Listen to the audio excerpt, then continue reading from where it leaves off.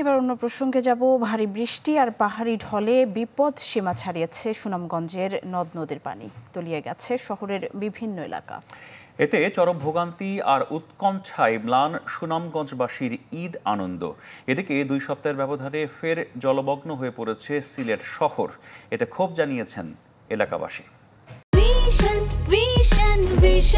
100% copper কন্ডেন্সারে তৈরি vision fridge, তাই গুণে মানে অটুট থাকে বছরের পর বছর।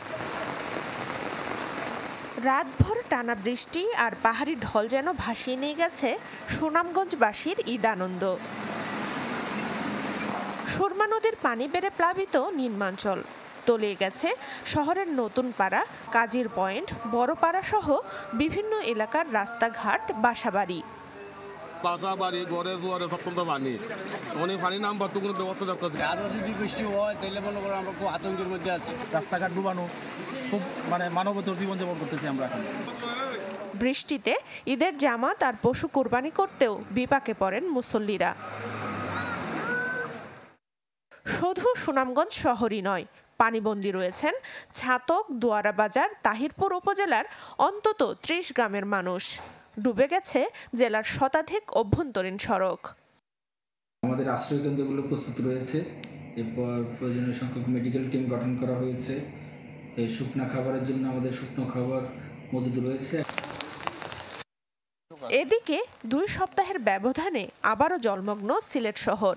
ভারী বৃষ্টিতে তলিয়ে গেছে নগরীর জামতলা, তালতলা, উপশহর সহ বেশ কিছু এলাকা।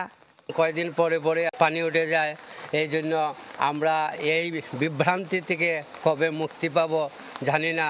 এই তো ঘরের ভিতরে পানি উঠে যায়, আইতা পানির মধ্যে আটাও যায় না। পানি তো একটু কষ্ট দেওয়া হয়েছে, পানি একটু কষ্ট আর কিতা আর কিছু করার নাই তো। যদিও দুপুরের দিকে বৃষ্টি কমে যাওয়ায় অনেক এলাকা থেকে নামতে শুরু করেছে পানি। সিটি কর্পোরেশনের পক্ষ থেকে আমাদের এলাকায় আমাদের সমস্ত প্রস্তুতি আছে, আমাদের টিম কাজ করছে। এখন কিন্তু আমাদের যারা পরিচ্ছন্নতা কর্মী সারা রাত তারা কাজ করেছে, তারা আগামী সকালগুলোর ভিতরে শহর ক্লিন করবেন। সিলেটে কয়েকদিন বৃষ্টি অব্যাহত থাকতে পারে বলে জানিয়েছে আবহাওয়া অফিস। সানজিদা শান্তা, চ্যানেল 24।